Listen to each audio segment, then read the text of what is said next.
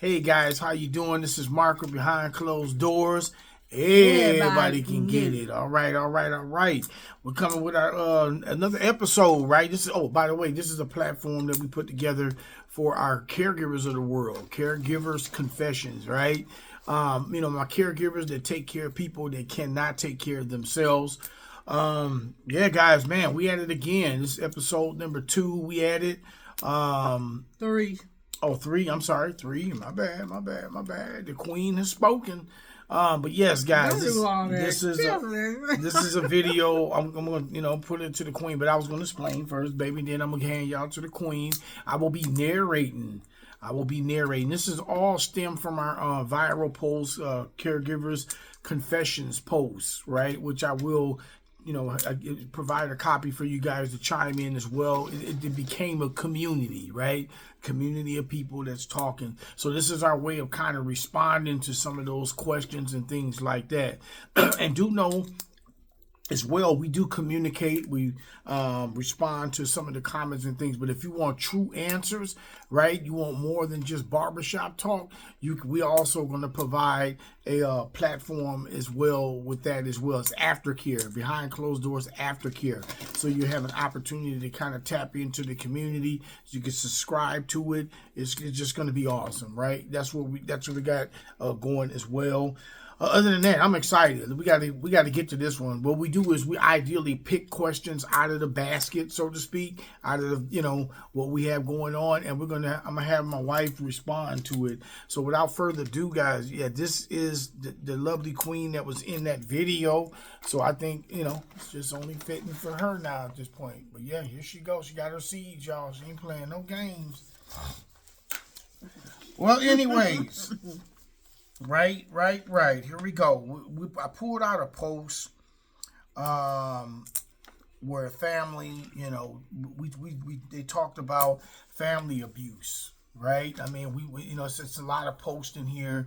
There's a lot of emphasis that's put on physical abuse and things like that, and people, hawking and crying about, putting their loved one in a facility. However, there's a lot of cases coming out of just regular houses, right? Where loved ones is taking care of loved ones in a house, and there's abuse going on. And actually, it's probably 10 times worse in a house, right? Because it's so secluded. There's no level of nothing, right? You don't have the state coming through. They have no regulations. It's very little going. So we're going to talk about that a little bit. Yeah, it's a lot of families that are overcrowded with people staying in the house. They don't even have enough room to love and care for their loved ones. They have to reach out to a facility. Yeah. But don't have no transportation or nothing, none of that stuff. Right. They're not even set up to do it. They just forced into it. Like they're guilted into it. Whatever, right? Mm-hmm. Or they don't know how to give meds and all that stuff. Yeah. A case in point, me, my wife, right? We wasn't built for my mom. Right? We just did the right thing, Or did we take a class? Did we know about blood pressure? Did we know about, what's some things? We had to learn about finger and all this kind of stuff, blood sugar and she had some woman stuff. Remember, she had to get the shot. Insulin and the shots, and we had, it's the woman stuff. What was the RTI? UTI, baby. UTIs and stuff like that. I didn't know nothing about none of that stuff. You know what I mean? And it was, then we found out later on that, she had some mental, issues as well. Schizophrenia. So I didn't know if that came along with dementia, and then ultimately she crossed over to, Alzheimer's, or did she have it all her life? Man, we learned a lot. It was a cram course within about a year, some change, About 2 years. Yeah. And man, most of that time she was in the hospital. Yes, right. And I'm gonna be honest, for a great deal of the time that we were, taking on that responsibility, we didn't get paid anything because it took a long time for me to get her with the right insurance.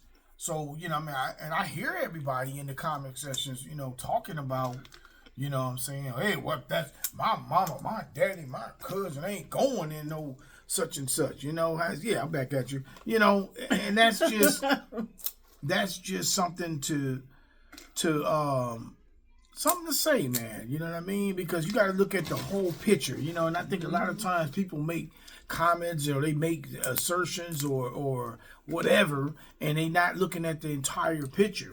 You know, one of the things I always say, and I'm going to end it on this note, is, you know, don't get forced into something or guilt to the end or, you know, that's my mom, I got to, or, you know. That you know you're not capable of doing. That you know you're not capable of doing, you know, because now you're going to go over there and half-ass do it.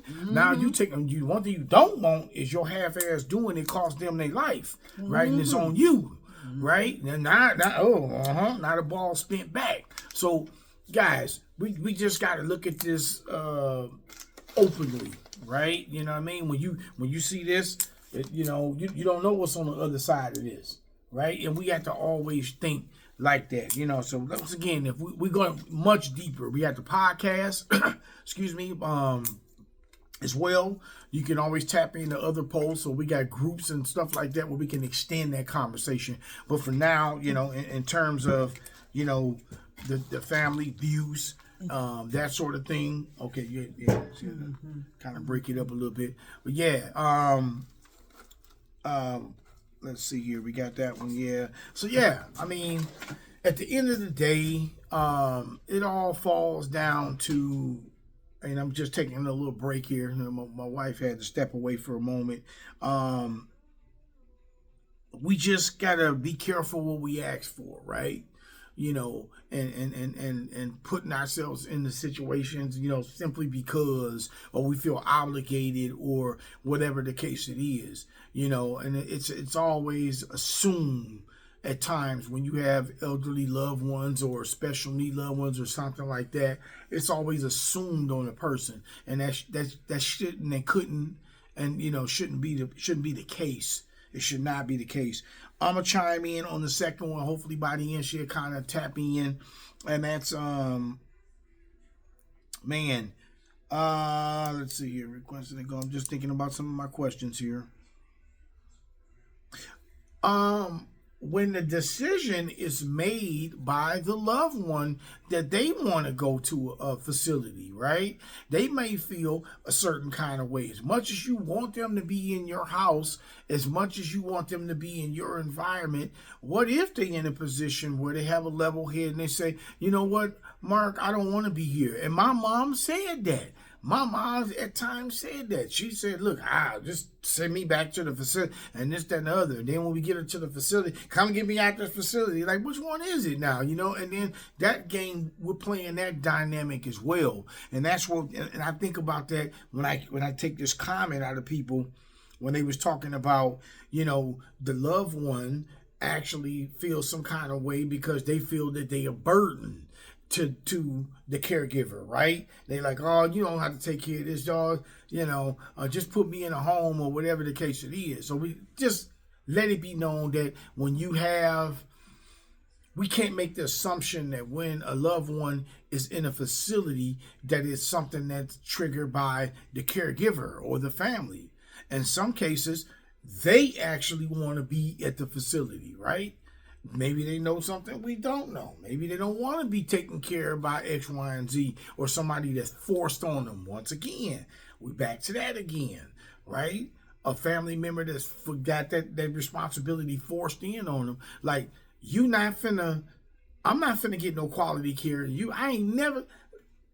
I never got along with you for 20, 30, 40 years. Now I'm in a position, yes, I'm older. And I'm just thinking to myself, let's say I'm getting older, right? And I got a kid that I didn't kick it with. We didn't deal with each other like that. I don't like you. I love you, but I don't like you. You know what I mean? Now I'm in a position where I'm needing of care, right? I don't know if I want to do that, right? I don't know if I want to put myself in a position around one of my kids that we just didn't get along, right? You know what I mean? So, I mean, it's some stuff to think about, right? We got to look at this. It can't be cut and dry. My mama ain't going to no home, or my mama or my daddy going to a home, right? There still needs to be a combination of things. And one of the things that as I pertain to the first two questions, when I talk about responsibility of caregiving and things like that, we got to look at the gist of what it's supposed to be, right? Caregiving is supposed to be a team effort, right? A decision that shouldn't be made just with one person and one person doing all the work, right, guys? Come on now, y'all. So when you put it on one person, of course the quality of care is going to go down. Of course, when you got one person, you might have that one person that start off, they just cream of the crop, right? They the best caregiver ever. You doing it, you working things out, but then, man, guess what? Life goes on, right? Things get, it gets a lot more intricate. That loved one, like I seen my mom, within that year, I literally watched the decline right before my eyes. It just went right downhill, right downhill, right down here. So when the care goes down, right, it gets more and more interesting. It gets more and more responsibility get put on a person as well, because they're deteriorating. Well, at one point, my mom was getting up and going to the bathroom. She needed a little bit of help, but as she started to deteriorate, she just couldn't go to the bathroom at all.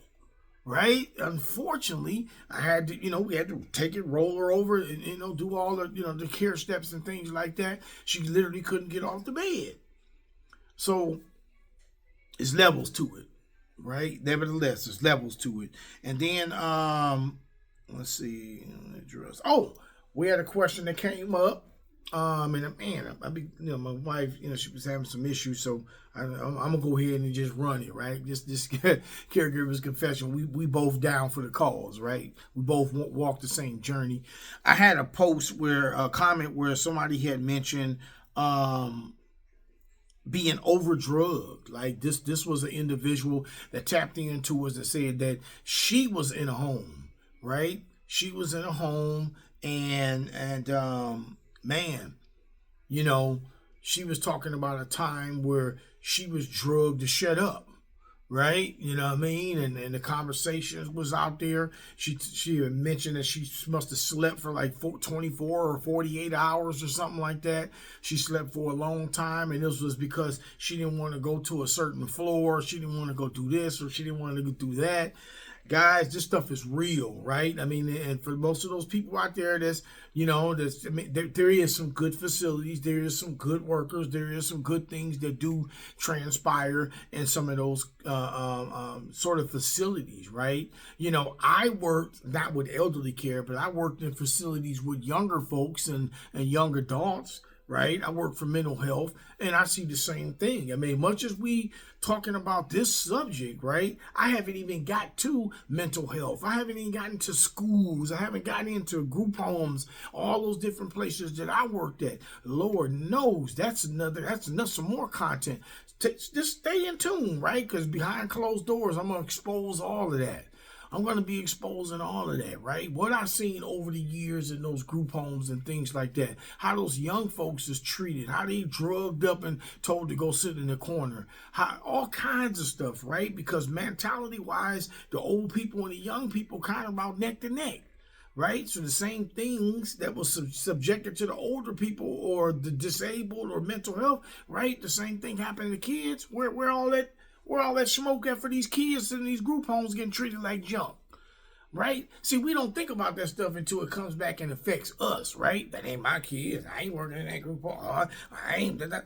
Right. When you think like that, then that's it till it hit home. When it hit home, now it's a problem, right? Now it's a movement, right? Man, I've been doing this stuff, man, since I was a kid. Right? Caregiving, looking after people, man. Beating up people, man, that did anything with my brother. Or beat up somebody, man, that was talking about my uncle. Or, whoever, right? I was always that person. And I figured out after a while, I just got to find another way of fighting. I can't beat them all up, right? But guys, yes, I remember, stemming off this question here about her being drugged up and stuff. That's just some of the crap that goes on in these group homes. And I thought about it, right? I think about a time where I was there and I was active. So I'm talking directly to the people that think, because when they seen the post with my wife, like we just didn't check on our people. We did check on our people, right? But you can't be there 24/7, right? Even when you got them in your house, you can't be there 24/7. We got to get real, people. You cannot. So the problem is, it's not the fact that we can't be there 24/7. It's just because culturally we haven't made a shift to make this be done by committee. It's not done by committee, right? It's not done by committee, and that's the reason why it goes all the way down on one person and why it don't work. So we got to get to the nuances. So before we start poking, we got to figure out, okay, now I see. Okay, yeah, if you ask, but you can't go cut and dry on something, right? So my wife is back. I'm going to chime in, try to catch her up a little bit. We are on about the lady that had the post that was talking about how she was drugged, right? She was a client there, you know what I mean? She was drugged to shut up. She was drugged to move and stuff like that. So I'm gonna tap in and get my wife's perspective. I gave my perspective on that whole drug thing and the experience that I had with my mom. There are some of those workers who are good workers, and they get in trouble for blowing the whistle or something, get fired. And I know. I was one of them. All type of stuff. I know somebody who quite a few people actually. Yeah. And it's so sad. It's so sad. And I was telling the viewers too, baby. As I think we talk about this subject, and this subject kind of grew legs on it and it blew up. But now let's talk about young folks. Let's talk about special need folks that's sitting in group homes and treatment centers and everything and getting treated just dogged out, right? There's no movement like this that's really making that stuff happen and really talking on it. And that's what Behind Closed Doors is all about. We bringing that stuff to the forefront, and ironically, my mother was a caregiver for years. How many stories I used to hear from my mother about the group home and how this and, that and, double and triple shifts and more stress on. Most stress. Come home and she was worth nothing but cooking and going to sleep. Mm-hmm. That was it. The ripple effect kicked into play. So yeah, that was that. And then I recall this too real quick was Margaret. I don't know, you want to tell her about Margaret? Miss Margaret was my she was our eyes and ears when we wasn't there. She was a talker. She was our eyes and ears. Gave her hell. And she had a phone.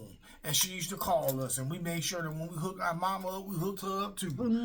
We hooked her right on up.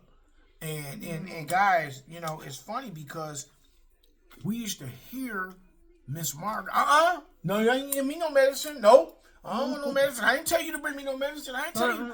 Oh, it was kind of funny. I'm not taking that. It was kind of funny, but it wasn't funny. You understand me? We found out later on that they was drugging Miss Margaret up because every time she knew my mama couldn't speak to us.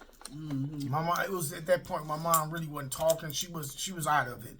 Alzheimer's was really making its way, and she said, they did this to your mama. They wear your mama clothes. She kept us informed. She kept us informed. She couldn't wait when we came in there. She said, "Sit down." I said, she said, we go down and say, Miss Margaret, you want your same soda, your tater chips and all that? Yeah. I said, what's going on? Well, come on back with my chips and my soda. I got something for you. I said, oh my God. But that was well worth it. But she was a sweetheart. And she was. And your mama thought that was her cousin that had the same name as her. Yes. My mama had her favorite cousin, first cousin, sister. Her name was Margaret, and she thought that was her cousin. The thing that you have to realize when you're dealing with the elderly and they going back and forth, sometimes they go back in time, back to when this moment in time that's playing out reminds them of it. You got to decipher which time they in. Mm-hmm. It's a lot. Oh, my gosh. Mm-hmm. With the things that they talk about. But in the same time, you'll be finding out some things that they already know that happened back then. Oh, yeah. You just got to piece it together when they talk to you. Sit down and spend time with them. it has its level of frustration too because it's repetitive. You don't know what. Yeah, and it's repetitive. It's over and over and over. Mama, come on, man. God damn, Mama, come on now. You know, it's like whatever. You know, and it's so, you know what? It's so weird because trying to explain it to your kids, her grandkids, right? They don't understand nothing about dementia and Alzheimer's and. Damn, Mama, you know, my grandma keep saying the same thing over and over and over. I'm like, yeah, baby, that's, you know, it's just part of the diagnosis too. That's what baby said. So yeah, yeah, Margaret, man, and guess what? What's that? You still have to deal with some of their traumas coming out that they got to. They're going with playing over and over in their mind. Yes. Trying to piece together things. My mom was talking about. Talk to them and spend time with them. They let you know baby. Things. Yep. Certain things that happen in their life. She actually thought that she was pregnant. Mm-hmm. She thought she had a baby. She was like, "Where is my baby?" And all that stuff went back to my younger brother, Michael, that passed. Mm-hmm. And she also made reference to, you know, made reference to that because at one point in time I was taken by the state. So she just had that going on. Like all the stuff over the years, the trauma and everything was resurfacing in her conversation. If you sat down long enough and listen to it, right? Because sometimes when we hear those elderly people in those facilities and things, and they figure all they did is losing their mind, get them some damn drugs and put them to sleep. They're not listening to them. And if you really listen to them, right? You know, you have to be a different type of listener. I don't know. I think so. Right, you know, and that's what she was referring to. And she really, she would clown. She would tear that room up. Where my baby at? Where my baby? Oh, my stomach. Oh, my bottom hurt. I said, Mom, you got a catheter. What's that thing they put in there? A catheter. You got the catheter in there. But she was under the impression that, you know, it was a baby. Mm-hmm. Right? Then she was under the band. A couple times she used to come and look at me. Who the hell is this? I'm just going to call it like I said. You know, who the bald head motherfucker sitting next to me? Who are you in my room? And I'm like, Mama, just me. Mama, not get out of my room. And then she'll come back. I come back. Hey, Mama, I'm just checking back with you and everything. You know, hey, where you been? I was like, oh, okay. All right, Mama. Yeah, you got it. Whatever.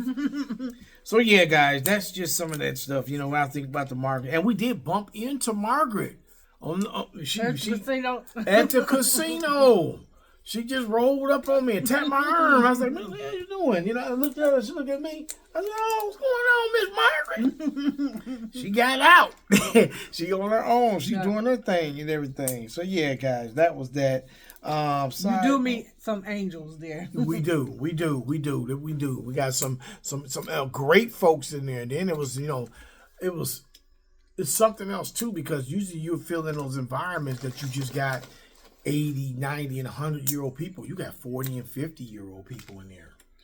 You know what I mean? But some of them be just hurt, just in there temporarily. They get hurt, or they got mental issues or something like that. They put them in. They kind of pile them in that environment with the older population. Side note. Let me read stuff out loud. We don't know what's coming.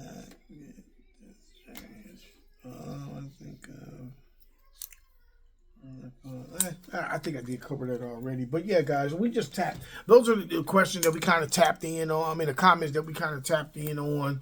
And like I said before, it's not hey, we giving an answer kind of response, right, guys? We just sharing our experiences with the comments that we have. But if you do want answers, right, we're gonna have some platforms here you can kind of chime in on. Like I said, a couple of them there, the caregivers. Lord have mercy. I just had a brain fart. See, this is what we go through. This is what we go through. You see what I mean now? But guys, yeah, whatever. I'm gonna drop the links down there below for you guys to tap in if you want to extend it. YouTube, behind closed doors.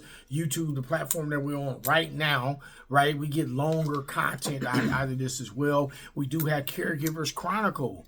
right, on Facebook, right? So you have an opportunity to tap in behind closed doors, Caregivers Chronicle, and you would get an opportunity to kind of get some short conversations that's kind of going on, mainly build on resources and things like that as well.